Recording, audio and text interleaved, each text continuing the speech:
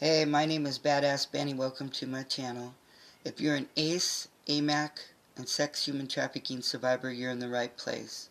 And it won't cost you a penny to like and subscribe and share worldwide. And please leave a comment down below on the video, or about the video. Today we're going to talk about cutters and what drives people to injure themselves.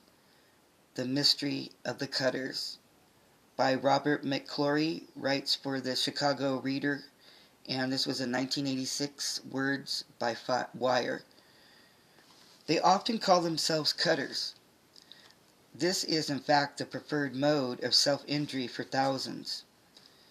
But other methods are also widely practiced: banging heads and arms against walls, burning with cigarettes or caustic substances, swallowing poisons or small objects, reopening old wounds. The practitioners of these frightening activities are overwhelmingly female and usually white, single, and in their late teens or early 20s. Many suffer from eating disorders such as bulimia or anorexia nervosa.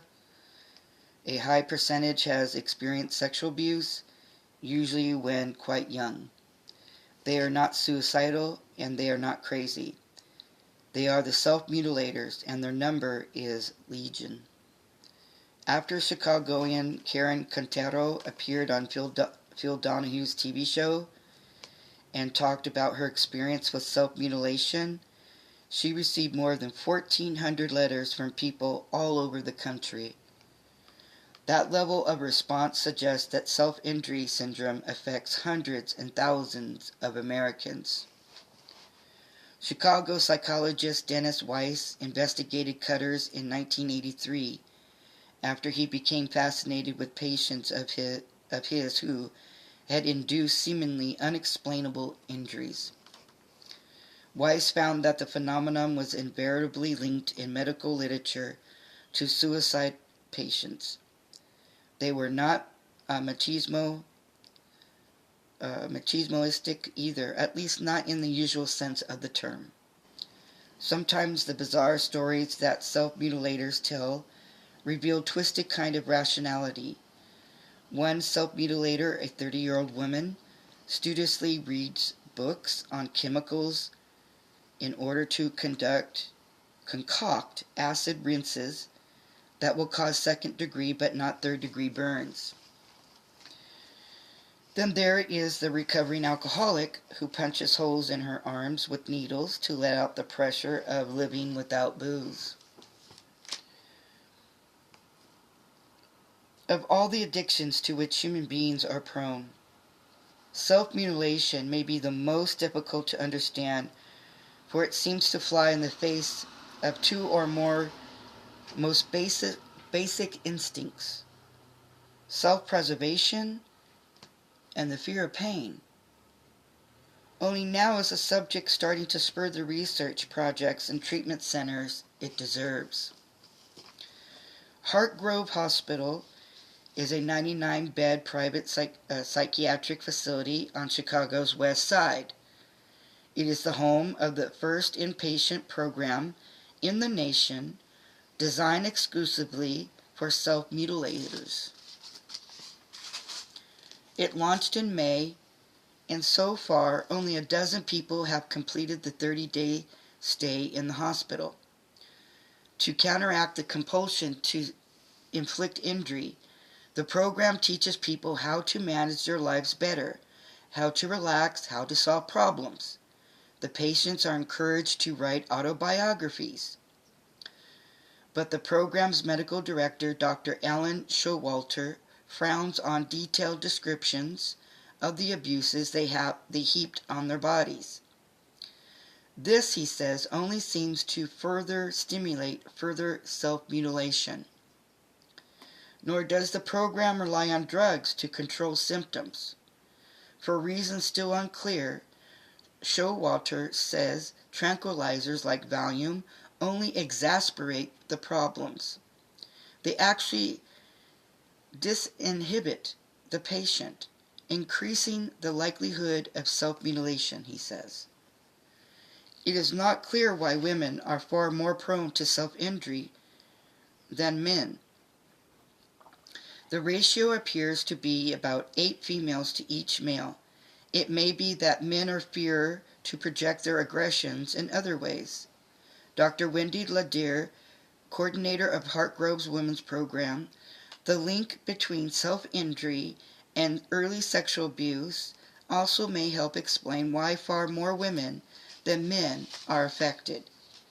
The Hartgrove program is the result of a fortunate collaboration between two unlikely partners.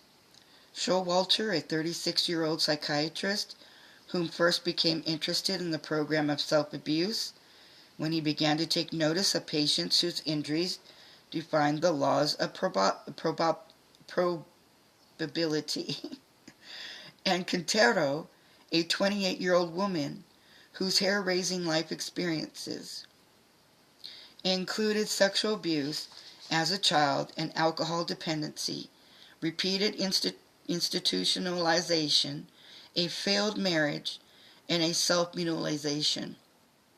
In early 1984, Quintero, fresh from successful counseling that ended her self-mutilation, saw an ad offering treatment for self-injurers. She called the ad and met Showalter. With Showalter's encouragement, Quintero launched a once-weekly support group for cutters and other self-injurers. She named it SAFE, Self-Abuse Finally Ends, and believes that it was the first such program in the country. By the end of the first year, it had 20 participants. When Showalter decided to establish an inpatient program at Hartgrove Hospital, he asked Quintero to help him design it. Like Alcoholics Anonymous, Quintero's program emphasizes self-control and detains excuses for failures. They have to stop denying their feelings and running away, she says. They have to learn that it's all right to feel, even to feel uncomfortable. Feelin' feelings. Quintero has teamed up with Dr. Armando Favaza, a psychiatrist at the University of Missouri School of Medicine, in a research project on self-injury. To each of the 1,400 self-injurers who contacted her after the Donahue show, she sent an 11-page questionnaire hoping to explore their backgrounds and habits. The survey results represent the first broad-based look at the problem. So far, 241 people have replied. 94% of the respondents are female, 99 are white. The ages range from 14 to 71 with an average of 24. Excuse me. Of more significance is what these people reveal about their problem and its origins. 53% say that they had a miserable childhood, and although only 17% report that they are alcoholic, 62% claim their fathers were alcoholic, and 32% say their mothers were. A huge 82% claim at least one alcoholic grandfather, and 60% report an alcoholic grandmother.